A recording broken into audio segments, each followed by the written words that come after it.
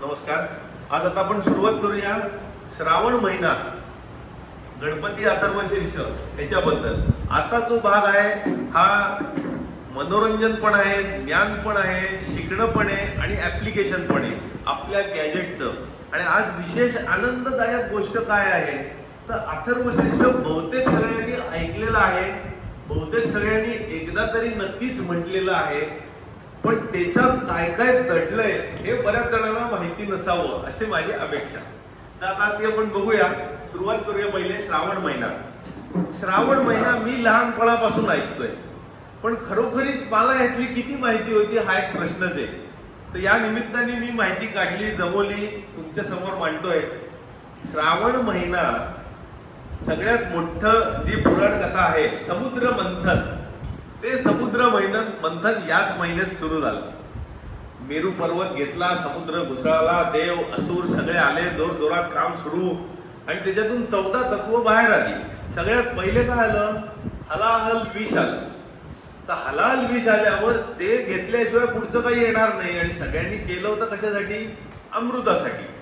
मग हलाल विष कोण प्यायला तयार होईना, शंकर भगवान ते म्हणाले मी पितो. त्यांनी प्यायलं, गळा निळा झाला, नीलकंठ म्हणून ते प्रसिद्ध झाले. ते या श्रावण महिन्यातच त्यांनी प्यायलं असं मानलं जातं. तर श्रावण महिन्यात शंकर भगवानांनी जेव्हा हे हलाल विष प्यायलं तेव्हा त्यांची जी कंपॅशन होती देवांसाठी, असुरांसाठी, सगळ्यांसाठी करुण बुद्धीने त्यांनी जे विष प्राशन केलं, तेव्हा to devotion to God Shankara, Lord Shankara, त्याच्यासाठी हा डिवोशनल मंथ श्रावण महिना मानला जातो. म्हणून शंकराची पूजा, अर्चा, प्रार्थना, लिंगाभिषेक हे सगळ्या गोष्टी घडतात. तर शंकराच्या लिंगावरती गंगेचं पाणी ओतावं. मग तुमच्या मंदिरापासून 100-150 किलोमीटरवर जरी असेल मध्य प्रदेशापासून, तर बिहार पर्यंत लोक जाऊन तिथल्या गंगेतून पाणी आणून शंकराच्या मंदिरावर घालणार. ही उत्तर प्रदेशात मोठी यात्रा असते, त्याला कन्वर यात्रा म्हणतात, जी श्रावण महिन्यात होते. की गंगेचं पाणी, कावड यात्रा, ते पाणी आणून शंकराच्या पिंडीवर घालायचं. का घालायचं, ती श्रद्धा. शंकराची पूजा या महिन्यात सगळ्यात जास्त केली जाते डिवोटीजनी, स्पिरिच्युअल साधनेसाठी. बरं, सती जेव्हा आत्मसमर्पण करते आणि नंतर पार्वतीच्या रूपात जन्माला येते, तेव्हा तिने देखील घनघोर तपश्चर्या केली शंकराला प्रसन्न करण्यासाठी की हाच वर हवा, हाच मला नवरा बनावा. ती श्रावण महिन्यातच. म्हणून मंगल गौरी व्रत जे आहे, मंगळा गौरीचं, हे देखील श्रावण महिन्यातच केलं जातं. आता सोमवार, सोम म्हणजे चंद्र, सोम म्हणजे माइंड, मन. पण शंकराच्या डोक्यावरती चंद्राचा आकार आहे, म्हणून सोमवार हा शंकराचा वार, म्हणून श्रावणी सोमवार जो आपण म्हणतो.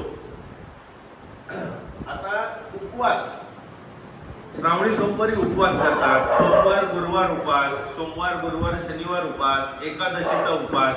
हा उपवासचा अर्थ काय, उपवास, जवळ राहणं. कोणाच्या जवळ राहणं, देवाच्या जवळ राहणं.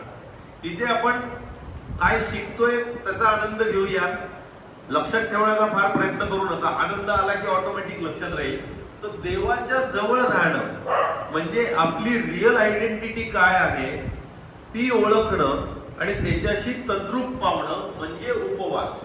आपली रिअल आयडेंटिटी जे आपण नंतर करणार आहोत, अथर्व शीर्षानंतर निर्वाण षटकम, त्यात पहिल्याच लाईनीत शंकराचार्य सांगतात मनोबुद्धी अहंकार चित्तानी नाम, म्हणजे मी हे शरीर, मन, बुद्धी हे काही नाहीये. तर मी हे शरीर नाहीये हे तुम्हाला सेपरेट कसं कळणार, तर शरीराला गरजेचं काय असतं, खाणं. जर तुम्ही खाणं दिलं नाही तर शरीर आरडाओरडा करायला लागेल आणि तुम्हाला लक्षात येईल अरे शरीराला खाणं पाहिजे, पण मी खाणं नसताना देखील त्रयस्थपणे विचार करू शकतो. म्हणजे शरीराला स्वतःपासून सेपरेट करण्यासाठी उपास हा जो भाग आहे हा सर्व धर्मामध्ये उपास पकडला जातो, फास्टिंग. आणि हा पकडला जातो याच कारणासाठी, स्वतःला शरीरापासून दूर करण्यासाठी. म्हणून श्रावणी सोमवारचा उपास म्हणतात. रामदास स्वामी देखील वदनी कवळ घेता नाम घ्या श्री हरीचे, सहज आवन होते नाम घेता पुकाचे.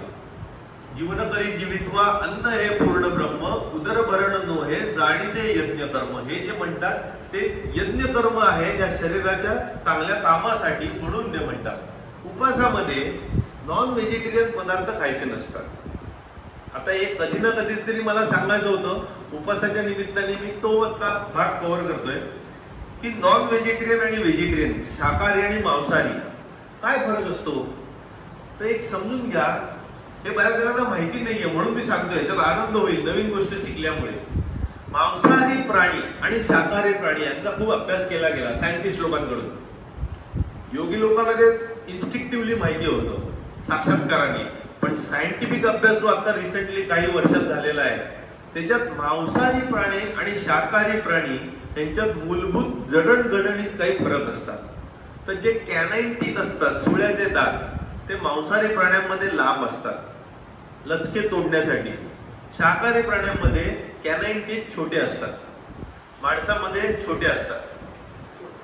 मांसाहारी प्राण्याच्या तोंडामध्ये जी लाळ तयार होते त्या लाळेमध्ये टायलिन म्हणून एन्झाईम नसतं, तर शाकाहारी प्राण्याच्या तोंडातल्या लाळेमध्ये टायलिन असतं. पिष्टमय प्रथिन पचन करण्यासाठी गरजेचं असतं, आपल्या तोंडात लाळेमध्ये टायलिन असतं.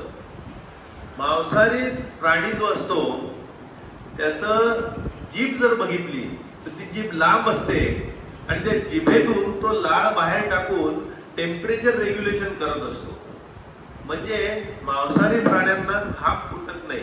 वाघ, सिंह घाम नाही फुटत त्यांना, ते बॉडीचं टेम्परेचर रेग्युलेट करतात जीभ बाहेर काढून वरती गंती करून. आपल्याला घाम फुटतो, आपण जीभ बाहेर काढून रेग्युलेशन करत नाही.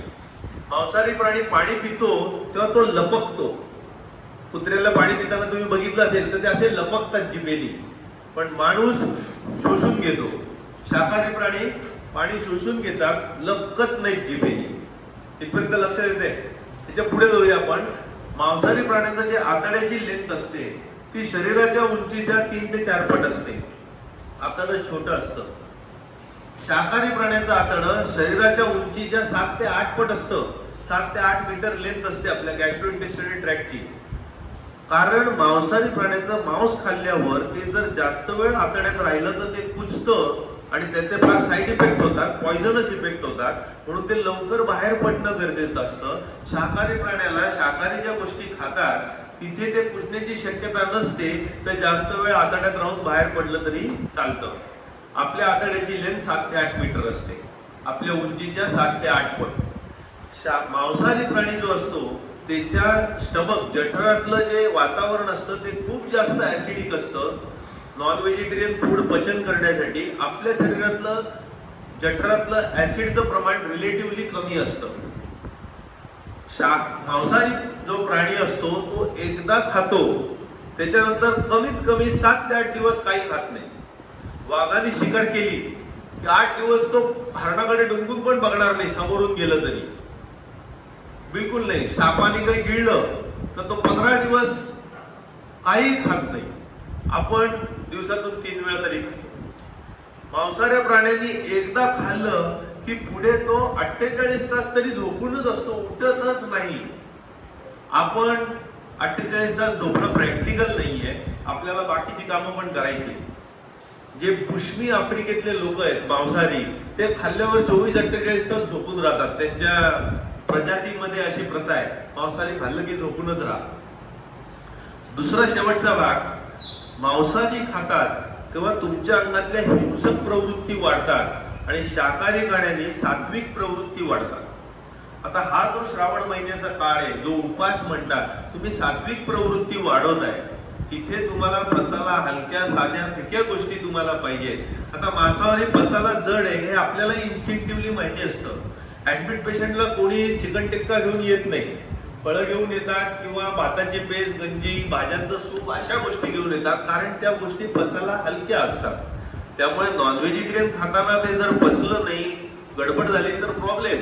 बऱ्याच संशोधनात असं आढळून आलंय, नॉन व्हेजिटेरियन लोकांमध्ये कॅन्सरचं प्रमाण जास्त असतं, व्हेजिटेरियन मध्ये कॅन्सरचं प्रमाण कमी असतं. बरेच जण कॅन्सर मुक्त झाल्यावर प्युअर व्हेजिटेरियनिझम कडे येतात, असं पाहण्यात आलेलं आहे. तर हे झालं शाकाहारी आणि मांसाहारी मधले विशेष फरक. तर प्रत्येक जर शून्य आहेत तर आपलं काम शरीराचं व्यवस्थित चालण्यासाठी, हे इन्स्ट्रुमेंट बेस्ट काम करण्यासाठी त्याला योग्य काय पेट्रोल आहे ते प्रत्येकाने ठरवायचं आहे. दुसरं कोण खातंय त्याच्यापेक्षा आपल्याला इन्स्टिंक्टिव्हली काय जमतंय ते खाल्लेलं केव्हाही बरं. दुसरं, श्रावण महिन्यामध्ये पावसाळा आलेला असतो, मासेमारी बंद असते, मासे येणं पण कठीण झालेलं असतं आणि श्रावण महिन्यामध्ये ब्रीडिंग सीझन आलेला असतो माशांचा. त्यामुळे देखील मासे खाणं कमी करा हा धर्माचा उपयोग घेऊन इथे प्रॅक्टिकल ऍप्लिकेशन केलेलं आहे. दुसरं प्रॅक्टिकल ऍप्लिकेशन काय आहे की पावसाळ्यामध्ये, पावसाळा आल्या आल्या लगेच रोगराई नाहीये. पावसाळा येऊन 1 महिना होऊन गेला की मग रोगराईची वाढ होते, साथी वाढायला लागतात. म्हणजे जून मध्ये पावसाळा असेल तर जुलै ऑगस्ट मध्ये प्रॉब्लेम वाढायला लागतात जेव्हा श्रावण महिना सुरू होतो. अशा याच्यात बॅक्टेरियल ग्रोथ जास्त झालेली असते. या बॅक्टेरियल ग्रोथ मध्ये प्राणी काही खाऊन तुम्ही नॉनव्हेज खाल्लं तरी आजारी पडण्याची शक्यता असते. हे अजून एक सायंटिफिक रिझन. हे बॅक्टेरियल जे ग्रोथ असते त्याच्यात गायी दूध वगैरे जे तयार करतात ते देखील जर इन्फेक्टेड असेल तर त्या दुधाचा अभिषेक लिंगावरती जेव्हा केला जातो, शंकराच्या लिंगावरती, तेव्हा it is symbolic of poison in our life we are offering to God Shiva. तर या कल्चरमध्ये श्रावण महिन्यात आपलं कल्चर किती हुशार लोकांनी अप्लाय केलेलं आहे बघा. हे भारत, नेपाळ, श्रीलंका अशा ठिकाणी हे कल्चर जास्त आहे, कारण का आपल्याकडे मौसमी वारे येतात आणि पावसाचे दिवस असतात. सुरुवातीला पाऊस आल्यावर शेतामध्ये काय काम होतं? लावणी होते, मग पेरणी होते, मग लावणी होते. लावणी साधारण जूनच्या एंड पर्यंत संपते. त्याच्या आधी काय असतं? नांगरणी असते, मशागत, नांगरणी, ती सगळी कामं असतात. त्याच्या आधी काय असतं? कापणी असते, सगळं जे पीक आलेलं असतं. आता पेरणी झाली, लावणी झाली, नंतर गॅप आहे. त्या गॅप मध्ये रोगराई पसरण्याची भीती आहे. तुम्ही बाहेरचं काही खाऊन तुमची इम्युनिटी कमी होण्याची शक्यता आहे. मग अशा याच्यात धर्माचा आधार घेऊन सायंटिफिकली काय केलं की कंटेम्पलेशन, घरात बसा, देवभक्ती करा, चिंतन करा, अध्यात्मावर प्रगती करा, स्पिरिच्युअल ग्रोथ घ्या. अशा वेळेला उपवास करून सात्विक खाणं खा, तुमची इम्युनिटी वाढवायला मदत करा, देवाच्या जास्त जवळ जा, स्वतःला शरीरापासून दूर करण्याचा प्रयत्न करा. आता ह्याच्यात अजून काय काय होतं श्रावण महिन्यामध्ये? तर 5वा दिवस जो असतो अमावस्येपासून, आता अमावस्येपासून जर आपण सुरुवात पकडली श्रावण महिन्याला, तर 5वा दिवस जो अमावस्येपासून असतो तो नागपंचमी म्हणून पकडला जातो. नागाची पूजा करतात. 23वा दिवस जो आहे अमावस्येपासून, म्हणजे पहिले 15 दिवसाची पौर्णिमा येणार आणि मग मध्य पक्ष सुरू होतो, कृष्ण पक्ष. त्याच्यात 8 दिवसांनी आली अष्टमी, म्हणजे 23वा दिवस कृष्ण जन्माष्टमी पकडली जाते. जो 11वा दिवस असतो त्याला पवित्र एकादशी म्हणतात. आता बघा, श्रावणी सोमवार झाला, मंगळावर मंगळवार झाली, नागपंचमी झाली, कृष्ण जन्माष्टमी झाली, आता एकादशी. तर एकादशी आपण बघितलं 11वा दिवस जो आहे तो पवित्र एकादशी म्हणून मानला जातो, कारण तेव्हा श्रीकृष्णांनी वल्लभाचार्यांना दर्शन दिलेलं होतं. हे साऊथ इंडियामध्ये जास्त प्रसिद्ध आहे. श्रावणी शनिवार. आता श्रावणी शनिवार टू इन्वोक जो कलियुगातला देव आहे त्याला व्यंकटेश्वर, तिरुपती बालाजी म्हणतात. तर तिरुपतीची पण यात्रा बरेच जण करतात. श्रावणी शनिवार त्याच्याकरता फेमस आहे. आणि श्रावणातला शेवटचा दिवस बैलपोळा, जे नंतर आता पीक येणार आहे तेव्हा ते काढण्यासाठी पण लागणार आहे. आणि ज्या बैलांमुळे आपण नांगरणी वगैरे करू शकलोय त्या बैलांची पूजा शेतकरी राजा करतो, तो बैलपोळा. हे झालं श्रावण महिन्याबद्दलची माहिती, जी बऱ्याच जणांना चांगली मिळते. आता आपण येऊया गणपती अथर्वशीर्ष. आता शेवटचा भाग. गणपती अथर्वशीर्ष बरंच आहे, आपण त्यातला थोडाच भाग करणार आहोत. सुरुवातीला 1 2 3 4 5 8 10 लाईन्स आहेत, तेवढ्याच आपण बघणार आहोत. पण गणपती अथर्वशीर्ष या अँगलनी आपण फार कमी बघितलेले. बरं, ह्याच्यातलं 50%हून अधिक भाग जो आहे तो युट्यूब वरती आता आलेले सगळे व्हिडिओ 12-11 भाग आहेत धनंजय गोखलेंचे. गणपती अथर्वशीर्ष धनंजय गोखले तुम्ही टाईप केलं तर येईल. सविस्तर आहेत, वेगवेगळ्या अँगलनी त्यांनी घेतले, त्यातले काही भाग ह्याच्यात घेतलेले आहेत आणि ते निश्चितपणे ऐकण्याजोगे आहेत. तर सगळ्यांनी वेळ मिळेल तेव्हा ते जरूर ऐका. तर आपण सुरू करूया गणपती अथर्वशीर्षाच्या नामकरणाने. हे नाव कुठून आलं? गणपती अथर्वशीर्ष. सगळे पुढीपासूनच सुरुवात करूया. गण गण म्हणजे अष्टवस्तूंचा समूह, 8 गोष्टींचा समूहाला गण असं म्हणण्याची पद्धत आहे. मग 8 दिशा आल्या, 8 दिशांचा स्वामी दिक्पाल गणपती. पवित्रके गण म्हणजे पवित्रके, जी सूक्ष्म अतिसूक्ष्म पवित्रके असतात त्या पवित्रकांचा स्वामी गणपती. आता ह्याला म्हणतात गणपतीचं आपण बघितलं. आता येऊया अथर्वद थर्व. थर्व व्हायब्रेशन आल्या, थर्व म्हणजे अस्थिरता आली. थर्व मध्ये अथर्व म्हणजे स्थिरता, अस्थिरतेकडून स्थिरतेकडे. शीर्ष डोकं, आपलं रिमोट कंट्रोल डोक्यातच आहे, पण डोक्यात अस्थिरतेकडून स्थिरतेकडे आपल्याला यायचंय. अथर्व शीर्ष हे गणपती अथर्व शीर्ष. हे परत तुम्ही ऐकलं तर तुम्हाला अजून सोपं होईल. मी अजून स्लो गेलो तर सगळं संपणार नाही. तर ही जी अस्थिरतेकडून स्थिरतेकडे यायचं आहे म्हणजे तुम्ही कोण आहात, तुमचं इन्स्ट्रुमेंट मॅन्युअल जे दिलेलं आहे ते तुमच्याकडे. समजा रोल्स रॉयस गाडी आहे, एकदम 5 स्टार गाडी जगातली म्हटली जाते, तर रोल्स रॉयस गाडी तुम्ही चालवताय. तर अशा ह्याच्यात ती चालवताना तुम्ही आनंदी पाहिजे, समाधानी पाहिजे आणि शांत पाहिजे, तर तुम्हाला ती गाडी चालवायला मजा आहे. आणि गाडी तुम्ही बेस्ट पद्धतीने चालवताय, उत्कृष्ट पद्धतीने चालवताय, कुठे ठोकत नाही आहात, योग्य स्पीड मध्ये चालवताय, तर तुम्हाला त्या गाडी चालवण्याचा आनंद होईल. म्हणजे बाहेर उत्कृष्टता, एक्सलन्स तुमच्या इन्स्ट्रुमेंट वापरण्यामध्ये, आणि आत शांतता, स्थिरता, समाधान आणि सगळ्यात मुख्य आनंद. त्या जर गोष्टी असतील तर तुम्ही आयुष्यात समाधानाने, आनंदाने, शांततेने सगळ्या गोष्टी उत्तमपणे करू शकता. तर याचा मेन उद्देश काय अथर्व शीर्षाचा? बाहेर उत्कृष्टता, आत शांतता, समाधान आणि आनंद आणणं. आपलं मॅन्युअल जर आपल्याला कळलं तर त्याचा उपयोग आहे. तर आपण पुढे येऊया. त्याचे पार्ट काय? तर धनंजय गुगलेने त्याचे 8 विभाग केलेले आहेत अथर्व शीर्षाचे.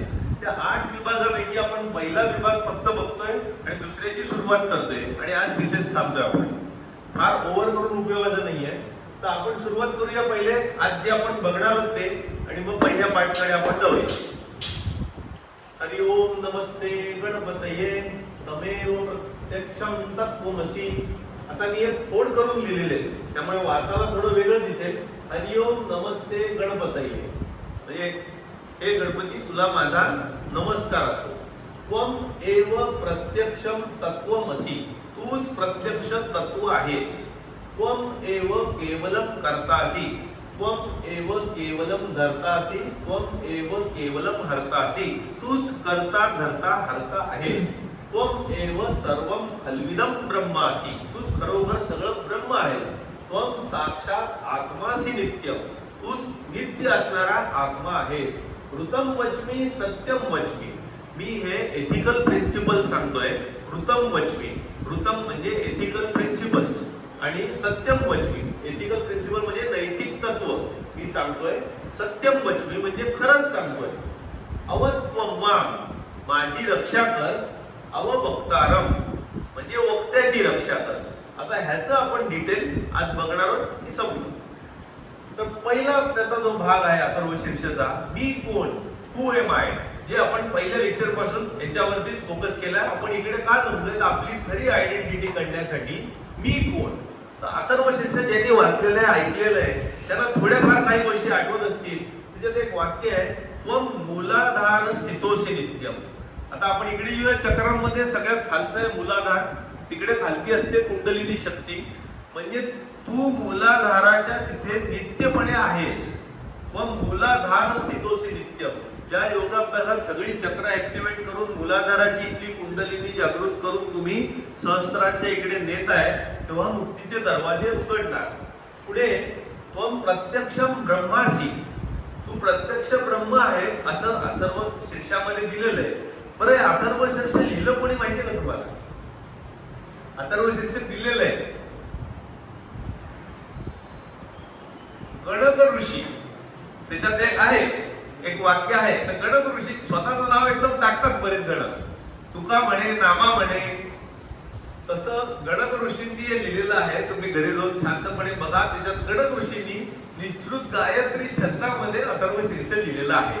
तर ह्याच्यात हे जे आहे त्वम मूलाधार स्थितोसी नित्यम त्वम प्रत्यक्षम ब्रह्मासी, हे पण एक वाक्य आहे अथर्व शीर्षात पुढे येईल. त्वम प्रत्यक्षम ब्रह्मासी आणि इथे अहम ब्रह्मास्मी आपल्याला माहिती आहे. त्याच्यात इथे जर बघितलं हरिओम नमस्ते गणपती नंतर दुसरंच वाक्य त्वम एव प्रत्यक्षम तत्वमसी, म्हणजे तू स्वतः प्रत्यक्ष तत्वच आहेस. तत्व कुठलं?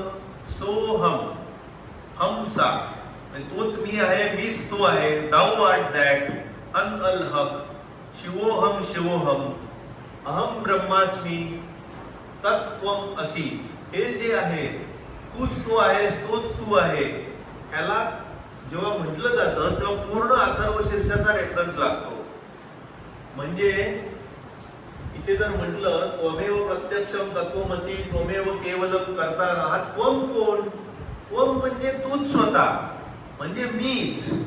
तुम्ही द्वितीय पुरुषी म्हटलं किंवा एक वचनी म्हटलं, प्रथम पुरुषी म्हणजे तू म्हणण्यापेक्षा मीच जर आहे तर हे सगळं मला लागू पडतं. कारण त्वम एव प्रत्यक्षम तत्वमसी, तूच तत्व आहे, म्हणजे तुमच्यात तत्व आहे, तुमच्यात तत्व आहे, तेच माझ्यात तत्व आहे, तेच परम तत्व आहे. तर हे स्वतःला लागू पडणार आहे. ते स्वतःसाठी आपण बोलतोय. गणपतीलाच गणपतीची सगळी माहिती सांगण्यात काय पॉइंट आहे? त्याला सगळं त्याच्याबद्दल माहितीच आहे. त्याला उलट तुमच्याकडे काय काय देवानी दिलेलं आहे याची तुम्ही यादी वाचून दाखवताय. तुमच्या ॲबिलिटीची, तुमच्या शक्तींची तुम्हाला तुम्ही आठवण करून देताय की तुमचं इन्स्ट्रुमेंट आणि मॅन्युअल तुम्ही किती चांगल्या प्रकारे वापरू शकता. म्हणून त्वम प्रत्यक्षम ब्रह्मासी अहम ब्रह्मास्मी, म्हणजे मीच ब्रह्म आहे, म्हणजे हे स्वतःला उद्देशून आहे. जिथे जिथे त्वम म्हटलंय तिथे अहम म्हटलं तरी अर्थ सेमच होतो. त्वम साक्षात आत्मासी नित्यम. आता इथे पुढे जर बघितलं त्वमेव केवलम कर्तासी त्वमेव केवलम धर्तासी त्वमेव केवलम धर्तासी, तूच स्वतःचा करता धरता हरता आहेस. गणपती माझा करता धरता अर्थ आहे असं गणक ऋषींना म्हणायचं नाहीये. हे तुला स्वतःला ते तूच तत्व आहेस, तूच तुझा करता धरता हरता.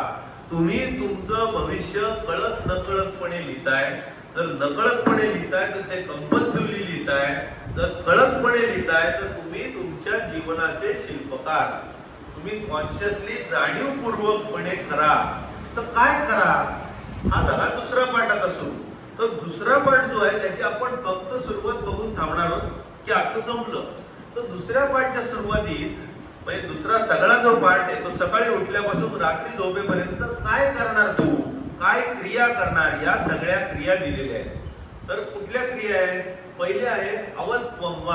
आता ह्याच्या आधी एक वाक्य होतं इथे, जर आपण परत बघूया. हरिओम नमस्ते गणपतये त्वमेव प्रत्यक्षम तत्वमसी त्वमेव केवलम कर्तारम त्वमेव केवलम धर्तारम त्वमेव केवलम हर्तारम. इथपर्यंत कळलं आपल्याला? त्वमेव सर्वम खल्विदम ब्रह्मासी, तू खरोखरच सगळं ब्रह्म आहेस. त्वम साक्षात आत्मासी नित्यम, तू नित्य असणारा आत्मा आहे, अनित्य नाहीये. तुझी खरी आयडेंटिटी नित्य असणारा आत्मा आहे. ऋतम वचमी सत्यम वचमी, हे मी खरं सांगतोय. ही मी सगळी नैतिक तत्व, एथिकल प्रिन्सिपल तुम्हाला सांगतोय. मग आता क्रिया येते अवत्वम, म्हणजे ही जी मी खरं आणि एथिकल प्रिन्सिपल नैतिक तत्व सांगितले त्याचं रक्षण कर. कोण करणार? तूच करणार, स्वतःच रक्षण करणार. अववक्तारम, इथे आपली आजची लास्ट लाईन आहे की संपलं. म्हणजे वक्त्याचे वक्तव्यापासून रक्षण करणे. साध्या भाषेत बोलणाऱ्याचे बोलण्यापासून रक्षण करणे. आता ह्याच्यावरती आपण पुढचा आजचा पॉइंट बघतोय. यमनियमातला सत्य. बोलणं कसं? बोलणं शिकायला 1 ते 1.5 वर्ष लागतं. लहान बाळ जन्माला आलं 1 ते 1.5 वर्षात थोडं थोडं बाबा आई दादा मामा या गोष्टी बोलायला सुरुवात होतात. बोलायचं कसं हे शिकायला मात्र बऱ्याच जणांचं आयुष्य निघून जातं. तर आपण ते आज थोडं त्याच्या टिप्स घेऊया. अथर्व शीर्षात काय दिले आहेत आणि इतर ह्याच्यात काय काय दिलेले आहे. तर ह्याच्यात गणक ऋषी फक्त हेडिंग देतात बोलणाऱ्याचं बोलण्यापासून रक्षण करणं म्हणजे जपून बोलायला शिका. कसं बोला ते तुम्ही ठरवा, पण ते तुलाच रक्षण करायचंय, दुसरं कोणी रक्षण करायला नाहीये. तूच करता धरता हरता आहेस. तर या सत्यावरती तुम्ही सत्य बोलणं गरजेचं आहे. तर या सत्य बोलण्यावरती आपण जर बघितलं तर सत्य हे यमामधलं एक पॉइंट होता पतंजलीच्या योगसूत्रात. अहिंसा सत्य अस्तेय ब्रह्मचर्य अपरिग्रह, त्यातलं आपण आज फक्त सत्य बघणार आहोत. सत चित आनंद हे सगळ्यांनी ऐकलेलं आहे. सत चित आनंद कोण? आपली real identity, eternal truth, eternal existence, eternal bliss म्हणजे सच्चित आनंद.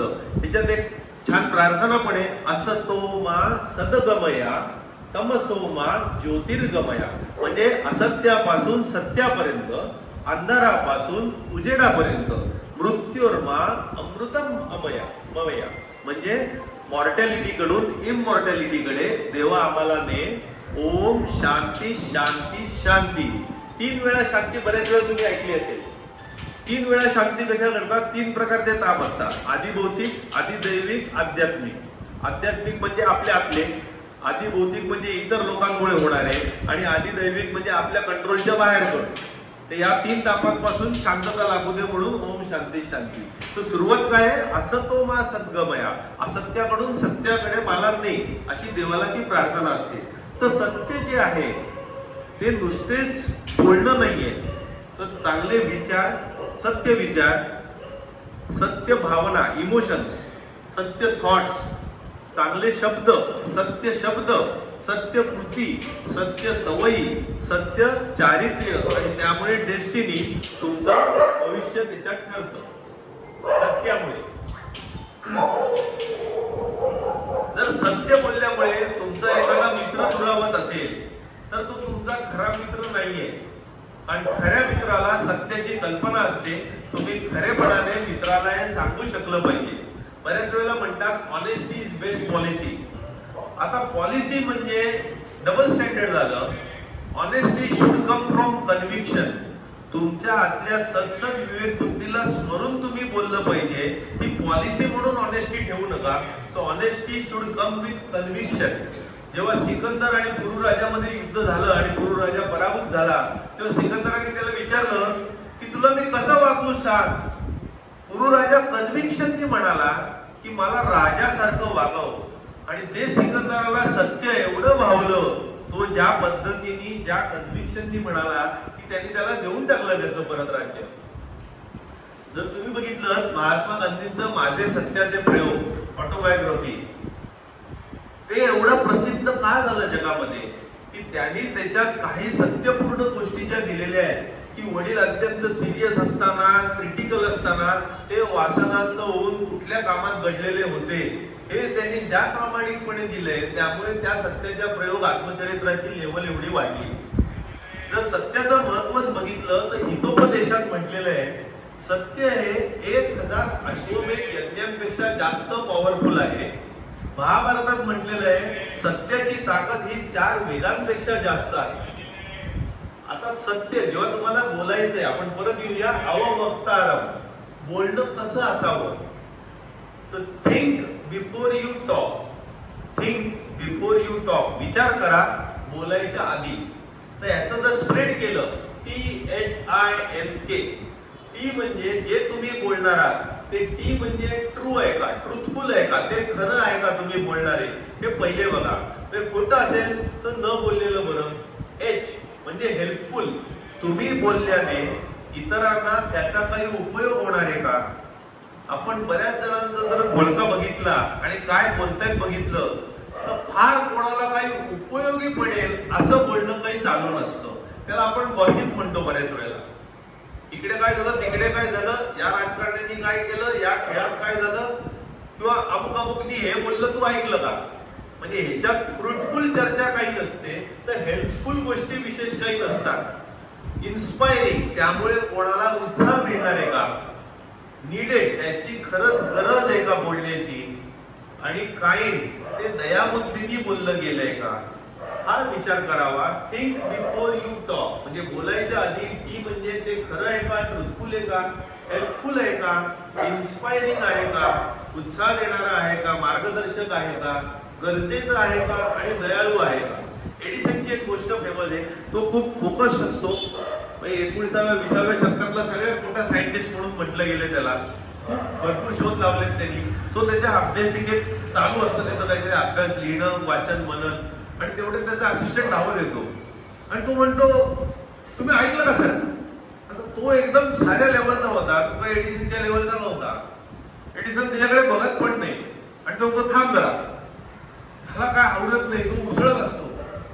एडिसन म्हणतो तू मला जे काही सांगणार आहेस त्यांनी मला काही मदत होणार आहे का, त्यांनी माझ्या ज्ञानात भर पडून माझ्या कामात त्याची प्रगती होणार आहे, त्यांनी माझा उत्साह वाढणार आहे, त्यांनी मला काही पुढे मदत म्हणजे कामामध्ये मदत होणार, स्पिरिच्युअली मदत होणार, फिजिकली मला काही प्रोटेक्शन मिळणार, त्याचा काय उपयोग आहे सांग.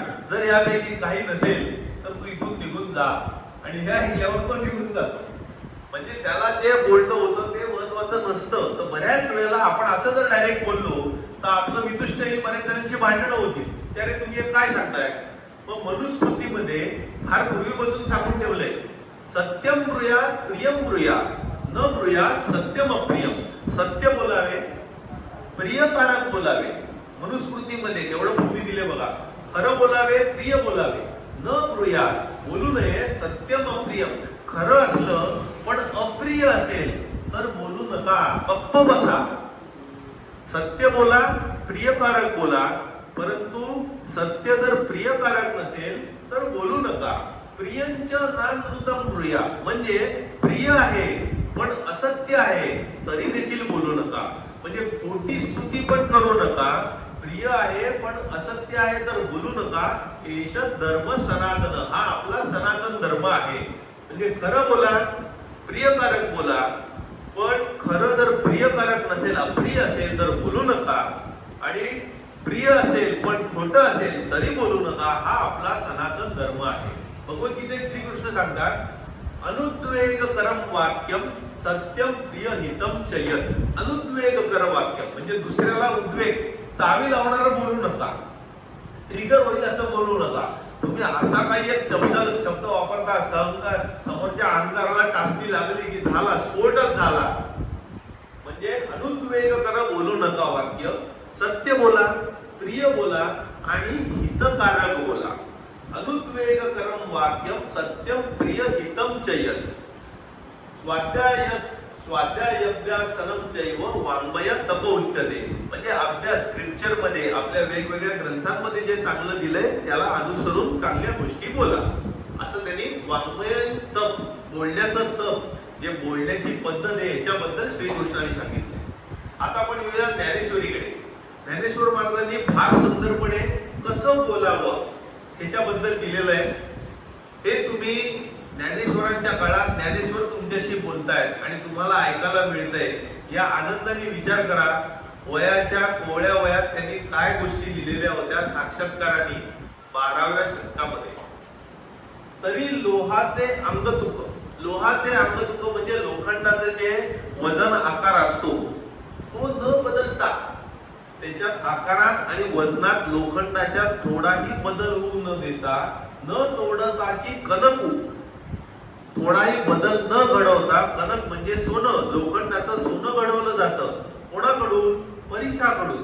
म्हणजे परीस जसं लोखंडाचं सोन्यात रूपांतर करतो, त्या लोखंडाचा आकार न बदलता, लोखंडाचं वजन न बदलता डायरेक्ट सोन्यामध्ये कन्वर्ट करतो, कुठेही त्याला न तोडता. तैसे न दुखविता सेजे, म्हणजे तुमच्या जो बरोबर आहे त्याला न दुखवता जवळीया सुख निपजे, त्याला सुखकारक होईल अशा पद्धतीने जवळ करा. ऐसे साधुत्व का देखीजे बोलणाजी, त्याप्रमाणे बोलणं करा, साधुत्व आणा की तुमच्या जवळच्याला न दुखवता सुखकारक पद्धतीने जवळ घ्या. पाणी मुदलं मुख्य झाडा जाय. पाणी मुख्य झाडाला जेव्हा तुम्ही देता तेव्हा आजूबाजूचे जे तृण असतं, गवत असतं, त्या गवतालाही ते पाणी मिळतं. तृण ते प्रसंगीची जी आहे, ते तृण पण, गवत पण जगायला लागतं. तैसे एका बोलिले होय सर्वांही हित. तसं एकाला बोलत असताना सगळ्यांचं कसं हित होईल. जास्तीत जास्त लोकांचं भलं कसं होईल त्याप्रमाणे बोला. नुसतंच एकाला बोललात आणि बाकीचे खड्ड्यात पडले असं नको. एका बरोबर इतरांचं पण हित करा. त्याच्यात ते पुढे जाऊन अजून सांगतात, जोडे अमृताची सुरसुरी, उदाहरण देत आहेत. अमृताची सुरसुरी म्हणजे गंगा.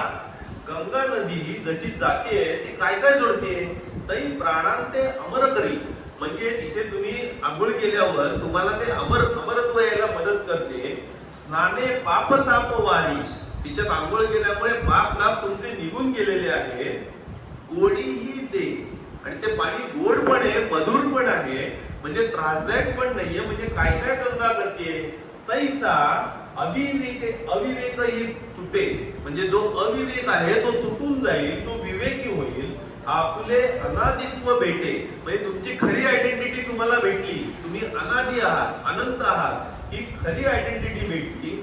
ऐकता रुची न भेटे, असं जो कोणी सांगतोय ते ऐकताना कंटाळा येत नाहीये, तुम्हाला आनंद वाटतोय. पियुषी जैसी, तसं तुम्ही अमृतपान करताय.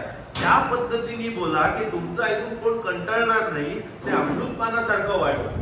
आणि जरी कोणी पुष्टे, कोणी जर तुम्हाला काही प्रश्न विचारले तुम्ही सांगत असताना, तरी होवावे ऐसे बोलणे, म्हणजे प्रेमाने जवळ घेऊन चांगल्या प्रकारे बोला. त्यांना चिडू नका, रागवून उत्तर देऊ नका.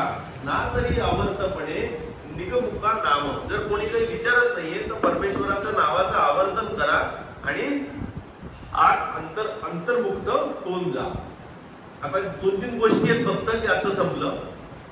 विभीषण जेव्हा रावणाच्या दरबारात जातो, राम समुद्रापाशी आलेला असतो, आता प्रवास करायचा असतो, सेतू बांधायला सुरुवात केलेली असते, तेव्हा विभीषण रावणाला म्हणतो की अरे तू सीतेला सोडून दे, तू आलाय त्याच्यात तुझा अदप्पात आहे आणि सत्यानाश आहे.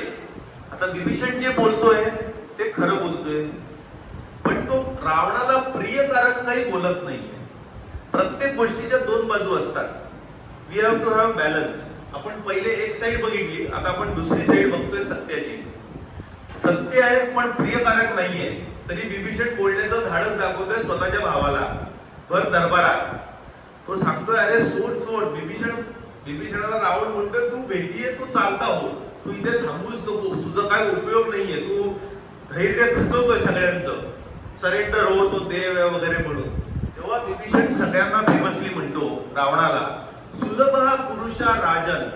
अरे राजा, असे मिळणारे पुरुष खूप सुलभ आहेत. सततम प्रियवादिनम, जे सतत प्रिय बोलणारे आहेत असे भाट लोक शोधणं खूप सोपं आहे राजाला.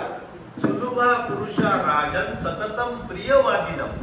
अप्रियस्य च पथ्यस्य, अप्रिय आहे पण पथ्यकारक आहे असं बोलणारा. अप्रियस्य च पथ्यस्य वक्ता श्रोता ही दुर्लभ, असं बोलणारा दुर्मिळ आणि ते ऐकणारा तर त्याहूनही दुर्मिळ. आणि कोणाला टीका ऐकायची नाहीये पथ्यकारक असली तरी. तर हे विभीषण आणि रावणामधला संवाद होता. तर याच्यात दुसरा जो पाठ येतो सत्याचा, सत्यस्य वचनम श्रेय. सत्य बोलणं केव्हाही श्रेयकारक. सत्यादपि हितम वदे, सत्यापेक्षा हितकारक बोलावं. सत्यस्य वचनम श्रेय सत्यादपि हितम वदे. यद्भूत हितम अत्यंतम एतम सत्यम मतम मम. जे बोलल्यामुळे जास्तीत जास्त प्राणी मात्रांचं भलं होईल ते माझ्या मते सत्य आहे. सत्य बोलावे, सत्यापेक्षा हितकारक बोलावे. जे बोलल्यामुळे सर्वांचं भलं होईल ते माझ्या मते परम सत्य. याच्यावर शेवटच्या 2 गोष्टी की आता संपतात. आता सेकंड गोष्ट कुठली बहुतेकांनाही माहिती असणार. युधिष्ठिराची महाभारतामध्ये द्रोणाचार्य एकमेकांना एक गाव करत असतात. युद्ध काही संपाचं नाव नसतं. 12वा-13वा दिवस कौरवांच्याच बाजूने झुकते की काय, रोज 10,000 हजार मारतायत, काय खरं नाही. मग शेवटी अश्वत्थामा हत्तीला मारलं जातं. हत्ती म्हणजे कुंजर. अश्वत्थामा हत्तीला मारलं जातं आणि काय म्हणतात ते, अशी अफवा उठवली जाते की अश्वत्थामा मेला, अश्वत्थामा मेला. आता द्रोणाचार्यांच्या मुलाचं नाव अश्वत्थामा आणि द्रोणाचार्यांना कळत नाही नक्की मुलगा मारला की नाही, कारण का एवढ्या रणधुमाळीत तो कुठे असणार काय त्यांना कळलं कठीण. मग अशा वेळेला शत्रू गटातूनच बातमी घ्यायला पाहिजे. शत्रू गटातला सगळ्यात खात्रीशीर कोण, युधिष्ठिर, जो खोटं कधी बोलणार नाही, सत्यप्रिय. म्हणून ते युधिष्ठिराकडे जातात आणि युधिष्ठिराला विचारतात की काय रे अश्वत्थामा मेला, खरं आहे का? त्याच्यात काय करतो, हो खरं आहे अश्वत्थामा मेला. आणि हे ऐकल्यावर द्रोणाचार्य नर्वस होतात, पाठ वळवतात, शस्त्र ठेवतात आणि युधिष्ठिर हळूच आवाजात बोलतो की जे त्यांना ऐकू जाणार नाही, नरो वा कुंजरो वा, मनुष्य मेला का हत्ती मेला ते मला माहिती नाही. म्हणजे इथे तो एक प्रकारे खोटं बोलतो, परंतु त्यांनी जास्तीत जास्त प्राणी मात्रांचं भलं होतंय का? हो, कारण कौरव जिंकले असते तर जास्त नुकसान झालं असतं, म्हणून तो एक प्रकारे खोटं बोलतो, नरोवा कुंजरोवा म्हणून. तेव्हा त्याचा 3 बोटं वरती चालणार रथ असतो, तो जमिनीला टेकतो, कारण का त्याची पुण्य तेवढी कमी होऊन जाते. दुसरी गोष्ट जी आहे तुकाराम महाराजांची, ती इतरांच्या ह्याच्यात पण अप्लाय केलेली आहे, ह्याच्या बाबतीत पण सांगितली जाते. आपण त्या गोष्टीतला अर्थ समजावून घेऊ खरं खोटं करण्यापेक्षा. तर तुकाराम महाराज एकदा जोरजोरात कीर्तन करत असतात, ही आपली शेवटची गोष्ट, की मग बसायला करूया. तर तुकाराम महाराज देवळामध्ये जोरजोरात भजन करत असतात, सगळे बसलेले असतात, भक्तगण तल्लीन झालेले असतात. तुकाराम महाराज जोरजोरात चालू असतं आणि अशात एक छोटस हरणाचं पाडस देवळात शिरतं आणि ते देवळात मागे जाऊन लपतं, त्या मंदिराच्या मागे जाऊन लपतं. तुकाराम महाराजांना कळत असतं कोण आलं कोण नाही, डोळे मिटलेले असले तरी ते साक्षात्कारी असल्यामुळे तेवढं त्यांना कळत असतं, तेवढी दिव्य दृष्टी असते की ते हरणाचं पिल्लू जाऊन तिथे झोपलेले आहे, डोळे बंदच असतात, बाकी सगळे तल्लीन असतात.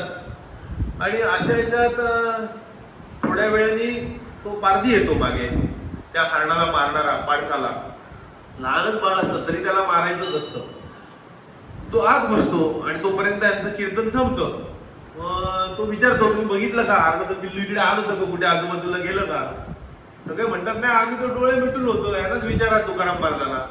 ते तुकाराम महाराजांना विचारतात. आता तुकाराम महाराजांपुढे प्रसंग बागता आला, त्यांना माहिती तिथे पाडस गेले मागे, खरं बोललं तरी गडबड, खोटं बोललं तरी गडबड. त्याला विचार, अरे तुला कळलं का रे, कुठे ते पाडस कुठे, तुला तर नक्कीच माहिती असणार. तुकाराम म्हणतात, आम्ही तर विठ्ठलाचीच पूजा करत होतो. जे डोळ्यांनी बघितलं त्यांना बोलता येत नाही आणि ज्यांना बोलता येतं त्यांनी बघितलं नाही. म्हणजे ते उत्तर असं देतात की ज्यांनी बघितलं, त्यांनी अंतःचक्षुने बघितलेलं असतं, त्यांना बोलता येत नाही. आणि ज्यांना बोलता येतं तोंड, त्याला काही दिसत नाही. त्याला वाटतं हा प्रविष्टच झालेला आहे, मग तो नाक सोडून निघून जातो आणि त्या पाडसाचा जीव वाचतो. थोडक्यात त्यांनी त्या पाडसाचे जीव वाचवले. अशा प्रकारच्या बोलण्याने ज्यांनी सगळ्यांचं भलं होईल तेच माझ्या मते सत्य. तर आपण सत्यावरती आपण आज गोष्टी बघितल्या, कसं बोलावं त्याच्यावरती बघितलं. अववक्तारम, बोलणाऱ्याचे बोलण्यापासून कसे रक्षण करावे. याच्यात अजून तुम्ही खूप गोष्टी ऍड करू शकता, पण कुठेतरी आपल्याला कन्साइज करायला पाहिजे म्हणून मी इथपर्यंत यातल्या बऱ्याच गोष्टी धनंजय गोखलेंच्या याच्यात नाही आहेत. 50% पर्यंत त्यातला काही भाग घेतलेला आहे आपण फाउंडेशन म्हणून.